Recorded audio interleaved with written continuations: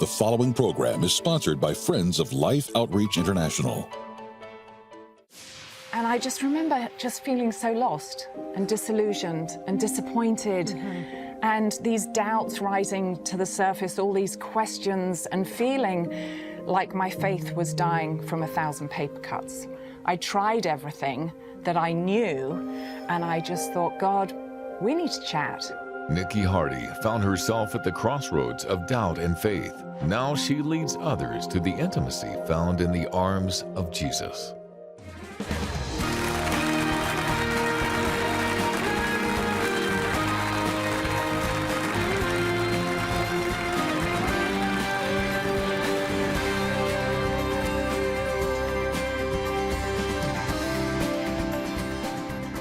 Hello, everybody. Welcome to Life Today. I'm Tammy Trent, and I am so glad you're here. I don't know how busy life has been for you lately, but the fact that you stopped right now and said, I'm going to spend 30 minutes with Life Today, because I just kind of wonder, what is God up to? Does he have a word for me today? And I believe that he does. I'm so glad you're here. Definitely stick around to the very end. You won't want to miss any of it. And I have a special guest with me today, a guest co-host, Belinda Lane, who you've probably seen on TV, like I have many times, but I'm so glad you're here. It is so fun to be here with you, Tammy. Thank you. I'm just so honored to be here. I just love this show. I love James and Betty. Of course, have followed Life Outreach for decades. I've known them about 20 years, and it's really almost surreal that I've known them, but now I get to be a part of this, and I'm very, very excited. Yeah, it's special to have you here. And you're pretty special, so it's pretty fun to be next to you. Oh my goodness, I'm loving it so much, and we've got a great guest on the show today too. And I just want to start out at the top by saying this. I know that when we've struggled in life, doubts about God and even our relationship with him can be some of the first things that just rise to the surface, right? So I get it. I've been there so many times in my own life, more times than I can even count. That's why I'm so excited about today's conversation with author, speaker, and cancer survivor, Nikki Hardy. She's recently written a new book called God, Can We Chat? So if you've ever wrestled with doubt or disbelief, I truly believe that this conversation and Nikki's book will give you the hope and the help that you've probably been looking for. So Nikki Hardy, thank you for being here. So good to have you here. And I'm going to jump right in. So can we start with like your faith journey? How did you get to this place of even asking God, like, I got to slow everything down. I got to stop. We need to talk. Yeah, well, I don't have to say very much before everyone realizes that I'm not from this side of the pond. And my faith journey actually began in London in an old Victorian church with bare brick walls, not far from Buckingham Palace, when I finally said yes to Jesus. And I say finally, I was in my early 20s, newly married, and I'd always felt spiritual, up mountains, felt connected to God, but didn't call it Christian, didn't have a relationship with Jesus, but I just knew that I was English and I was a nice person, and I wasn't Hindu or Muslim or anything else. So therefore, surely I was Christian. But I think actually I was Christian with a lowercase c, not a capital C. But I came to faith, had a relationship with Jesus, and then everything changed in our life for the better. We said yes to God, and we left the corporate life, and we went to the mission field, and then we went into ministry and seminary. And we actually came to America to plant a church, which I was just saying that really seems a rather ridiculous idea, not to be rude to God, but there's a pub on every corner in London and a church on every corner in Charlotte, North Carolina, where we are. But we planted a church that's still nearly 20 years later is still going strong. We don't lead it anymore, but it is doing well. Wow. But as you said, I'm a cancer survivor, but I had lost my mum to cancer and my sister to cancer, and then I was diagnosed. And for me, that brought up a lot of questions about God, but more about where is the abundant life that you promised me, Lord? That's right. I guess I'm in the storms. Will I ever get that abundant life? And that's what my first book, Breathe Again, was about. But then you fast forward, another 10 years. And we had been through a whole nother set of difficult circumstances, everything from my husband's burnout to difficult family situations, you know, parenting teens where you realize that the research that says their frontal lobe is made of jello is so true, you know, and there were just difficult things going on. And then, of course, the world shut down and the pandemic, which brought a whole different set of questions and different levels of unprecedented suffering in the world. I had readers telling me the things they were going through.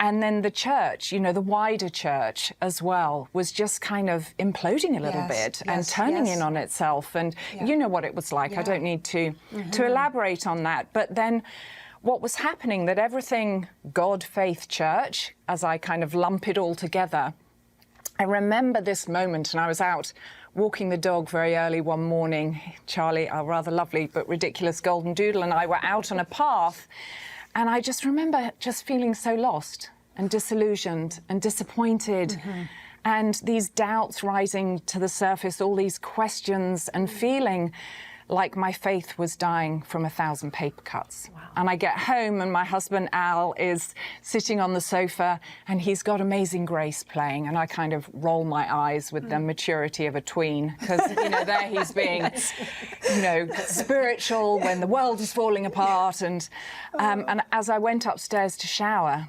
those words that so many of us know and hold true followed me up the stairs. You know, I once was lost, but now I'm found, was blind, but now I see. And I thought, no, the opposite is now true. The reversal is now true. I once was found, but now I'm lost.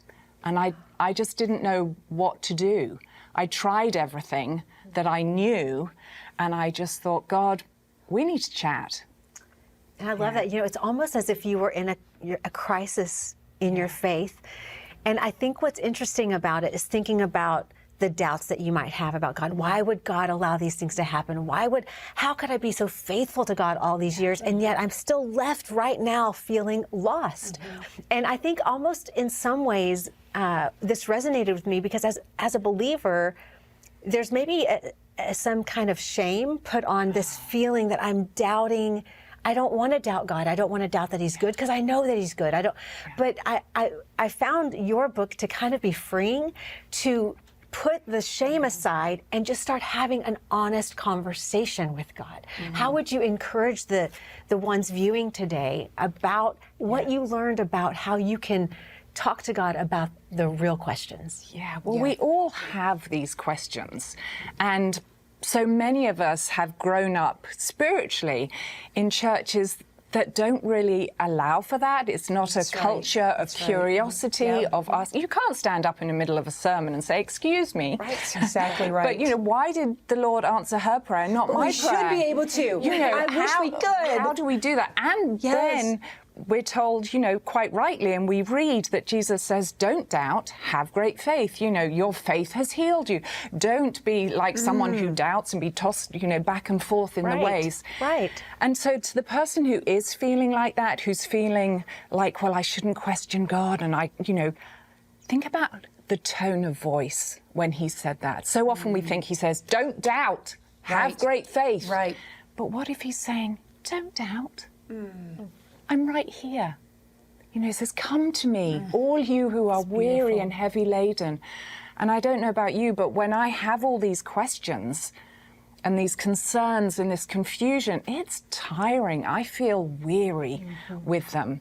And some people come to that place of feeling lost in an instant because something catastrophic has happened.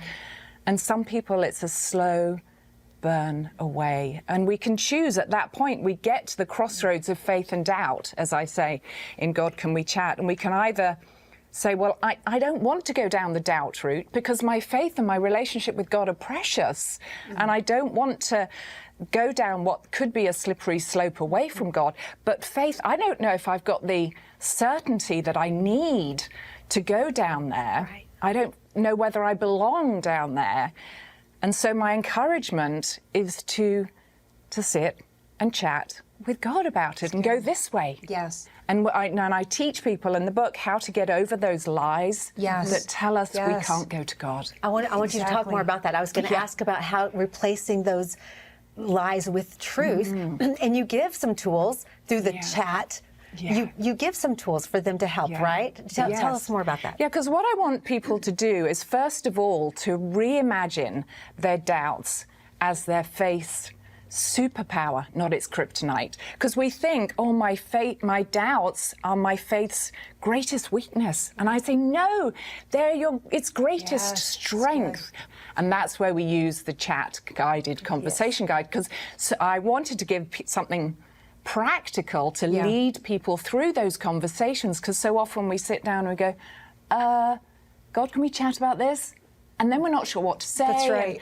How to lead it through and hear his voice and all those things. Okay, Tammy, I was gonna read real quick. On 128, it says that the chat is this: consider the facts, honor the story you're telling yourself, ask God what he has to say, and team up with God moving forward. I love that. Yeah. So good. I do too. I actually wrote it down on my notes too. Yes. What C.H.A.T, what chat means. I love that you did, because it really is a guide. Because some people think, where do I start then? If I'm happy to take you through it completely if you want me to. The chat conversation Yeah, let's guide. do it. Consider the facts. So there's normally something that has brought us to this place of asking the question. So this is where we consider what happened. What was the event or the circumstances, the hard thing that happened? Maybe you and a friend had both been trying to get pregnant and both been praying about it, and she's now expecting and you're not. Right. Those are the facts. Everyone can agree on that. But then we want to dig a little deeper, and with God, we prayerfully look to uncover and honor the story that we're telling ourselves. Okay. Because underneath that circumstance, there's often a little story that says something like, well, he loves her more than me. Definitely. So this is where the lie comes in, right? Yes, this part. Definitely. Yes, and it's a story. And our brains want to make up stories to bring us to calm, and those stories don't even have to be true in order to bring that calm. So the story could be, well, I'm not spiritual enough. I didn't pray correctly. I haven't volunteered enough in church, whatever. So we try to find evidence to back up the story we're telling ourselves. Exactly. So then we have the real nugget that God says, that's what I want to work on. That's the heart piece that I want to build intimacy on. And then with holding that story, however hard it is to hold it, we can say, well, God, what do you think about this? If we were sitting down for a cup of tea, God, and you pulled up your celestial sofa, what would you want to say to me? And so that's where we ask God what he has to say. And then, of course, life goes on, so we have to team up with him ongoing as we go back into life. How can we link arms with God and live out the life that we are leading, maybe not finding certainty, but finding relationship and intimacy. I was going to say real quick on that ask part. Yeah. I feel like there actually could even be somebody today who's saying, I pray and I don't hear God. I don't know how to hear him. How would you tell that person if they get stuck in that ask God, what is he saying about it? And they feel so far from him, maybe because they're hurt. That's, I think, a real powerful one to bring some clarity to. Well, if I had an answer for how do we exactly hear God, we'd be having a very different conversation. Give it to me now. Give it to me now. Exactly. It's true. So it's not a science, and it is a relationship. And so it's I always say we tune in to hearing God's voice. And so it's a mixture of so many different things. It's an inner knowing, it's reading in the Bible, it's, getting wisdom from close friends who are believers, so many things. Speak into it. I found journaling really helps. For me, walking in nature really helps. And I find that the Lord uses creation as, as a way to speak to me. And so often when people say, oh, well, I don't know if the Lord is saying this, there's also a kind of gut feeling, a knowing, an inner knowing. I think what so many of us want is revelation, but what we get is realization. It's a multifaceted thing, hearing God's voice, that isn't a science. But that's why in God Can We Chat, I give all these prompts for people So good. So good. To kind of think it through in real time and get a sense of what they feel God is saying. What I love about it is that some people don't know how to put into words what they feel. And I think what you've done there is you've helped them identify. You know, you've given them 18 opportunities. Read through this. You're going to find yourself in one of these. But you help us to navigate through that. Then if you're like, identify 4, and all of a sudden now I've got a way to walk out of this. But I want to ask you, just as we close here, the great reversal. So sitting here with you today, you once were lost, but now you've been found. If somebody feels lost today, they just feel lost. First of all, I think your book, your life story, your journey can offer more hope than we could ever imagine. We could try to stir some things up and send it out in hope, but your life speaks for itself, Nikki. All that you've surrendered, all that you've done, you're seeking, you're wrestling, and instead of giving up, you said, okay, I have the questions. I'm going to stick around another day because, God, I believe you're bigger than this, and somehow you're going to show up because you always do somehow, and even if I can't feel you right now, you're going to show up. So if there's somebody that feels the way you felt, you were lost and wanted to be found, what could we speak into their life today that says, you're not far from being found? Stay, stay. Yeah. If somebody is feeling like that, first of all, I want to say I'm so sorry, because I know it's so horrible to feel that lost and forgotten and alone and ignored and all those things. It's just awful. But I want to encourage them to not turn away from God, not just kind of slide slowly out the side door of their faith, but to turn towards God.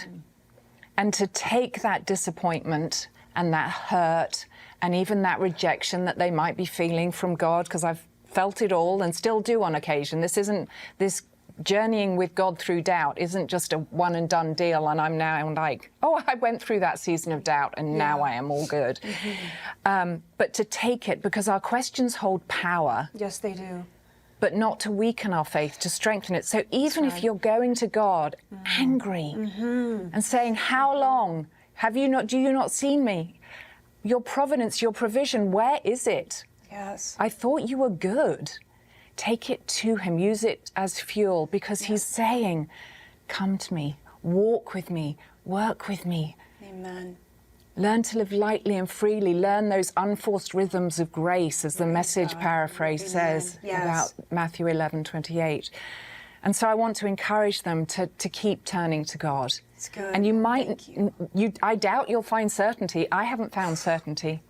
But God is calling you and he wants to be close to you. And God is big enough to handle every question you have. Yes, he is. And I've asked him some polite questions and some very impolite questions, and he can handle it. Yes, I haven't been hit with a smite button yet. I love it. And I mean, that's the word, like, just keep walking with Jesus. It might be messy today, tomorrow might be a great day, but just stay. Keep walking with him, keep asking the questions, keep seeking. He is never going to walk away from you, no matter what question you ask today. That is a good word for me. It's a good word for all of us today. And I want to tell you another good thing that's happening in the world right now. Things that we're able to do, come alongside some incredible people and really bring them relief, hope, and in the middle of their doubting, in the middle of all their questionings, where are you, God? But I want to show you something that's really beautiful.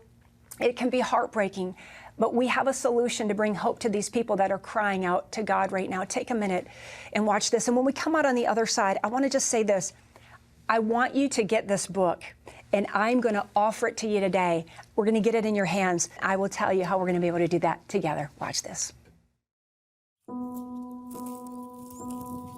When little ones depend on you to provide them with water to sustain their lives, you don't have time to debate or discuss your water source. You can only give them what you have access to, no matter how deadly it may be.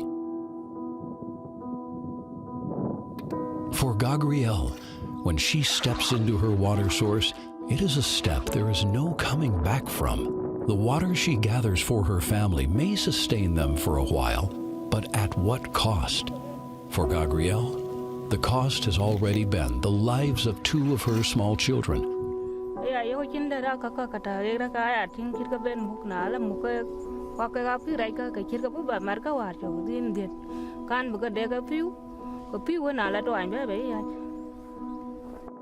When not caring for her children, Gabrielle visits the graves of her babies that she has lost and weeps and prays.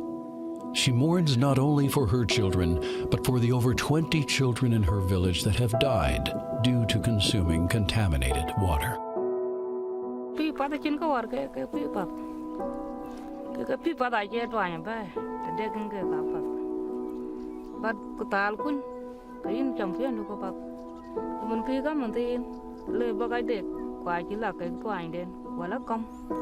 I'm here today in my père, South Sudan, where I've been listening to the story of a beautiful village that has been ravaged with waterborne illness. It's this one village that breaks my heart and makes me say, Lord, when am I going to be able to tell Gabrielle that a well is coming? That we're going to put a well in her village. And we're going to put a well in the village next to her and next to them, so that we know that this whole area here will stop losing children.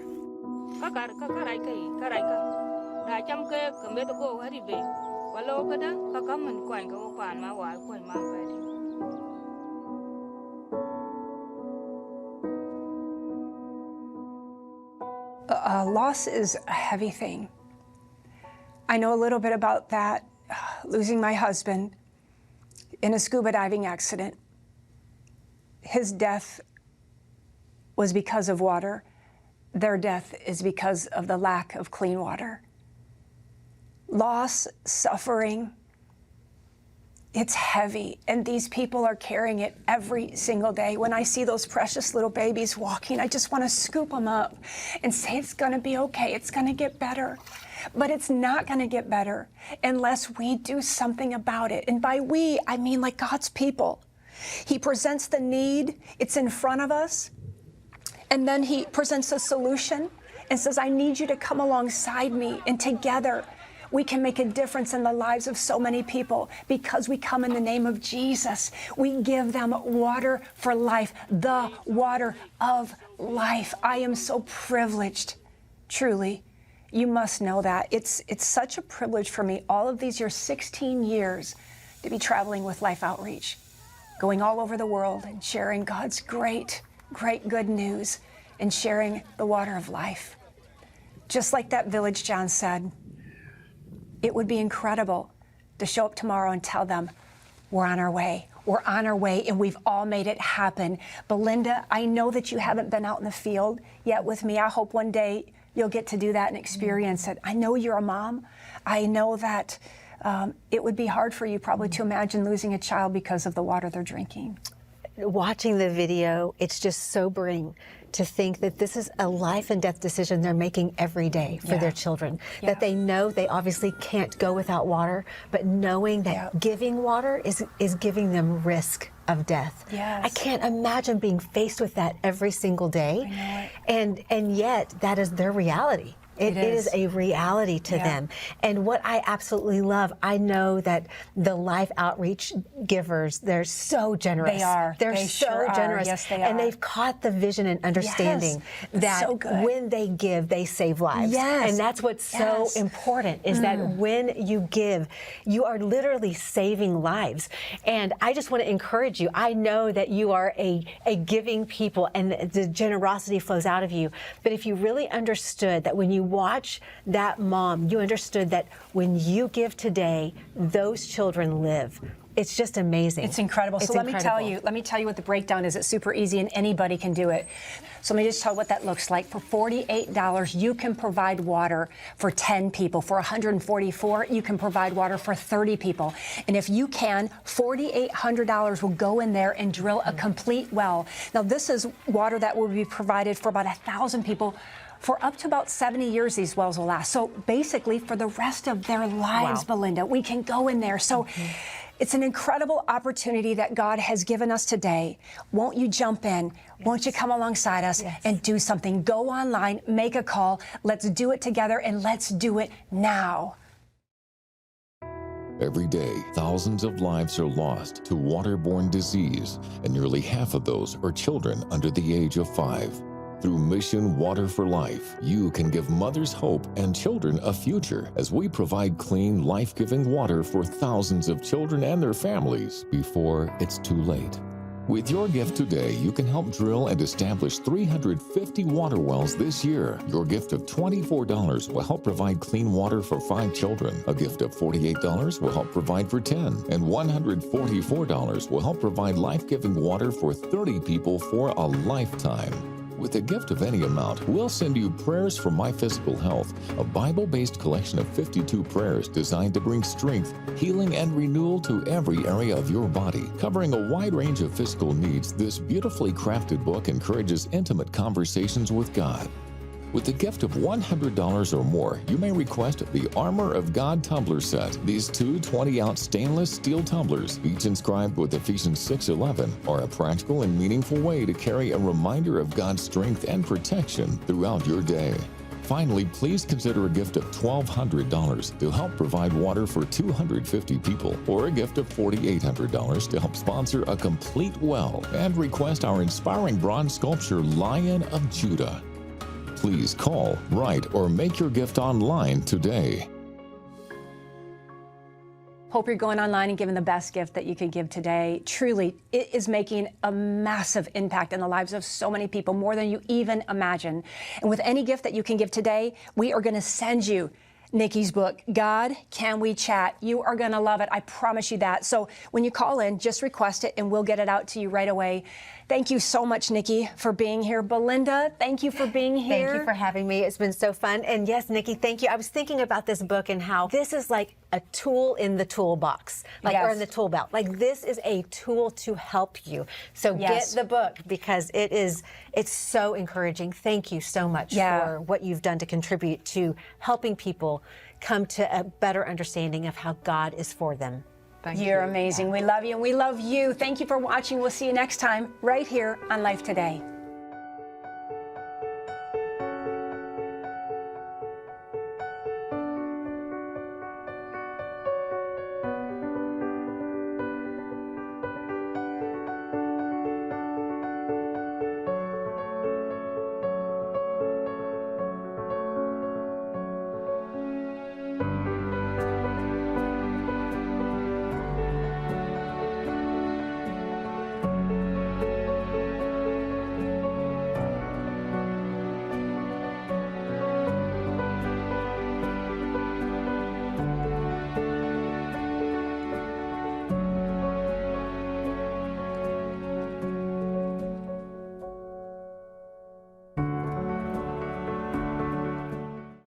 Tomorrow on Life Today, Deborah Fileta helps us maintain soul care by letting Jesus' life rhythms guide you to peace. Life Today is made possible by the supporters of Life Outreach International. Your gift will be used exclusively for the exempt purposes of life. The ministry features specific outreaches as examples of the programs it supports and conducts. Gifts are considered to be without restriction as to use unless explicitly stipulated by the donor. The ministry is a member of the ECFA.